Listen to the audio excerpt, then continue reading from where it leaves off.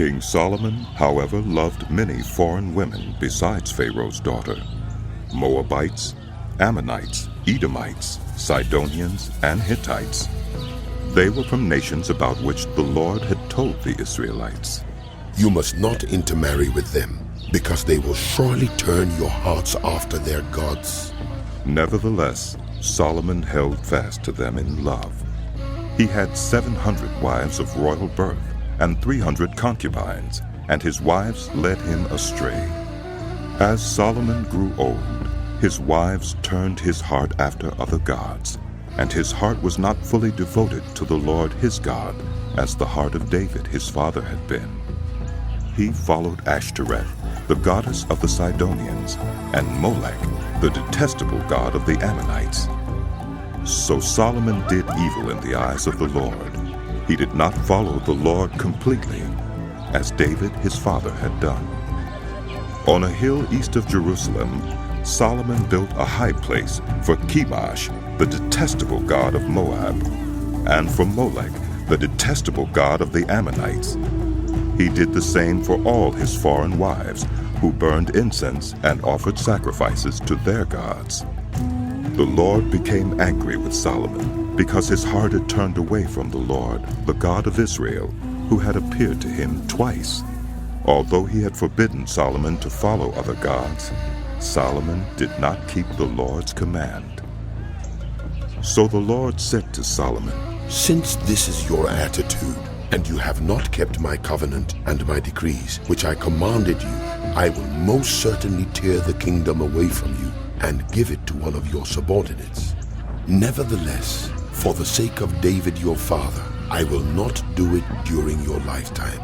I will tear it out of the hand of your son. Yet I will not tear the whole kingdom from him, but will give him one tribe for the sake of David my servant, and for the sake of Jerusalem, which I have chosen." Then the Lord raised up against Solomon an adversary, Hadad the Edomite, from the royal line of Edom. Earlier, when David was fighting with Edom, Joab, the commander of the army, who had gone up to bury the dead, had struck down all the men in Edom. Joab and all the Israelites stayed there for 6 months, until they had destroyed all the men in Edom. But Hadad, still only a boy, fled to Egypt with some Edomite officials who had served his father. They set out from Midian and went to Paran. Then, taking people from Paran with them, they went to Egypt, to Pharaoh, king of Egypt, who gave Hadad a house and land and provided him with food. Pharaoh was so pleased with Hadad that he gave him a sister of his own wife, Queen Taphanes, in marriage. The sister of Taphanes bore him a son named Genubith, whom Taphanes brought up in the royal palace. There Genubith lived with Pharaoh's own children. While he was in Egypt, Hadad heard that David rested with his ancestors, and that Joab, the commander of the army, was also dead. Then Hadad said to Pharaoh, "Let me go, that I may return to my own country." "What have you lacked here that you want to go back to your own country?" Pharaoh asked. "Nothing, Hadad replied. but do let me go." And God raised up against Solomon another adversary, Rezon, son of Eliada, who had fled from his master Hadadezer, king of Zobah.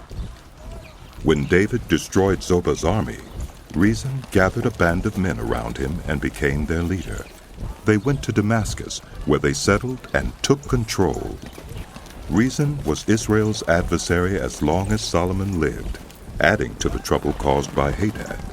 So Rezon ruled in Aram and was hostile toward Israel. Also, Jeroboam, son of Nebat, rebelled against the king. He was one of Solomon's officials, an Ephraimite from Zeradah, and his mother was a widow named Zeruiah. Here is the account of how he rebelled against the king. Solomon had built the terraces and had filled in the gap in the wall of the city of David, his father.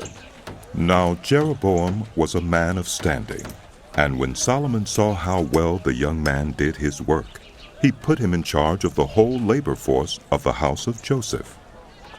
About that time, Jeroboam was going out of Jerusalem, and Ahijah, the prophet of Shiloh, met him on the way, wearing a new cloak.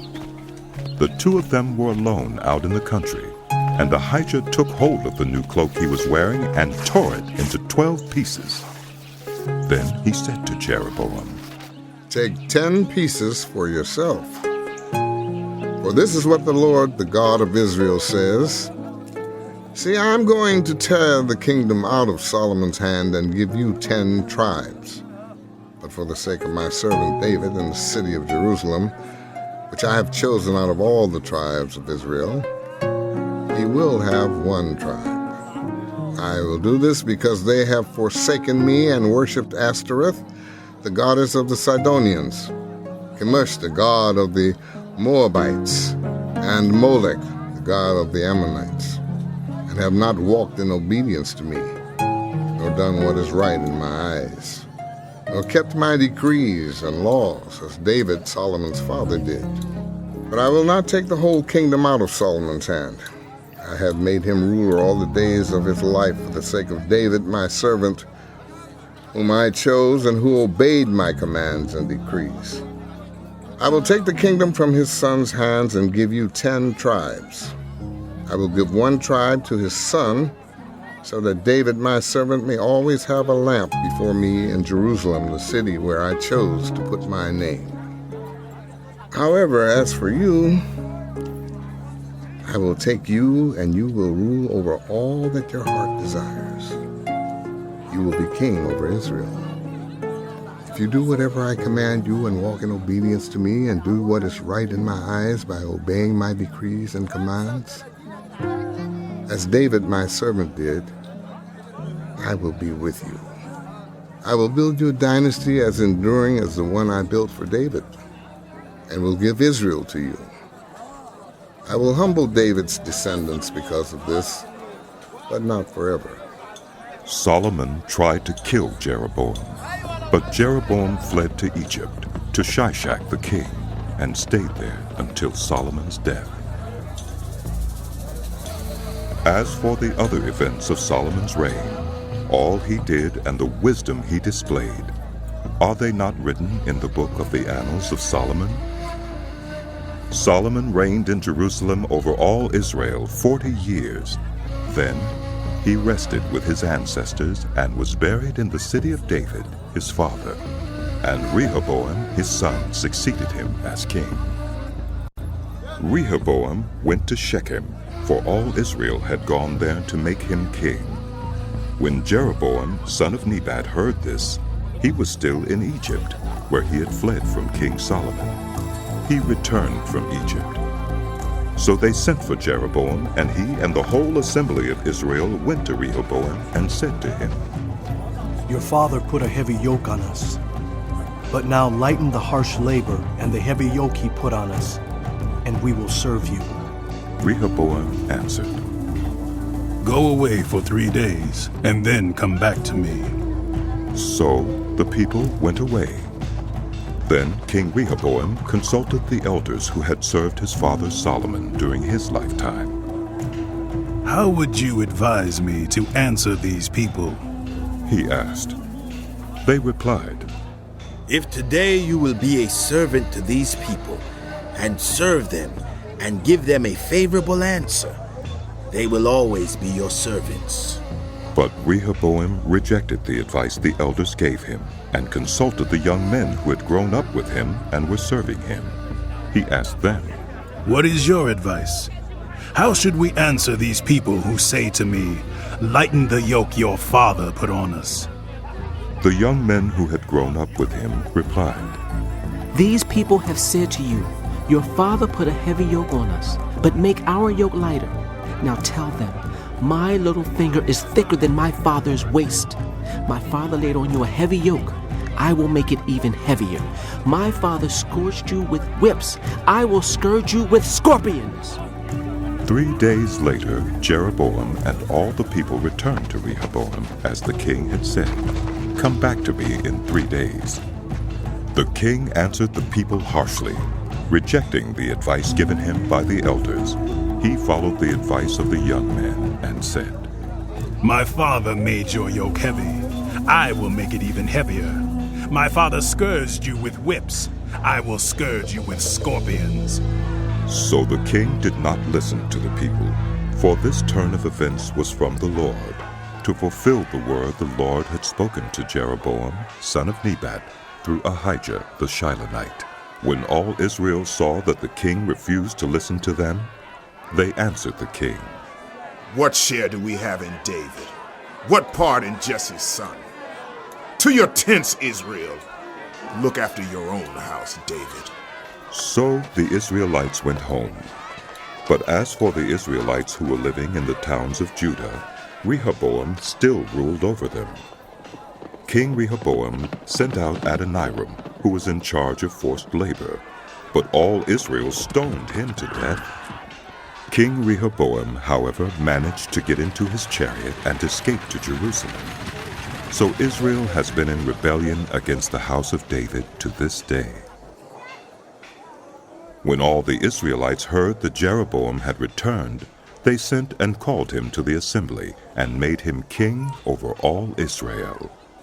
Only the tribe of Judah remained loyal to the house of David.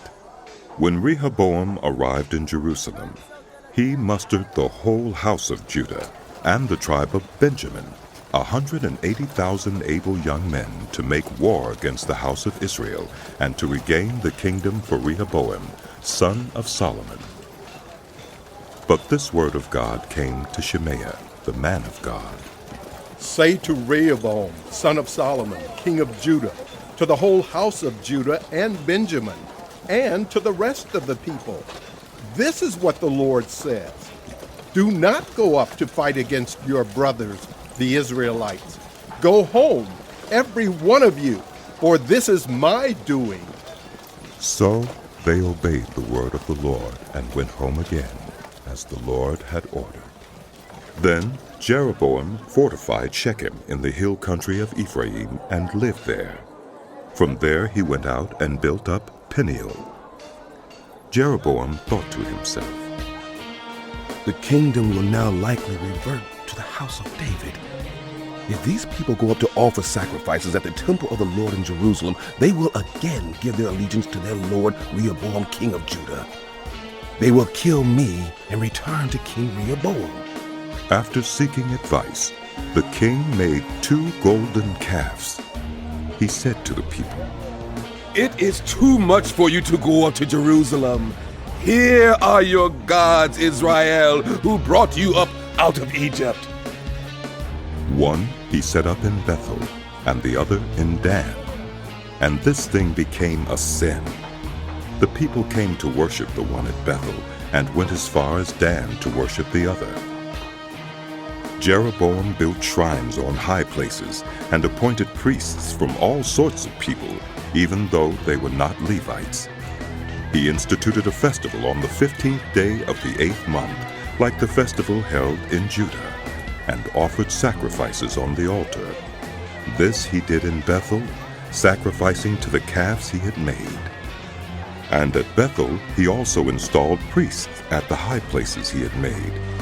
On the 15th day of the 8th month, a month of his own choosing, he offered sacrifices on the altar he had built at Bethel. So he instituted the festival for the Israelites and went up to the altar to make offerings.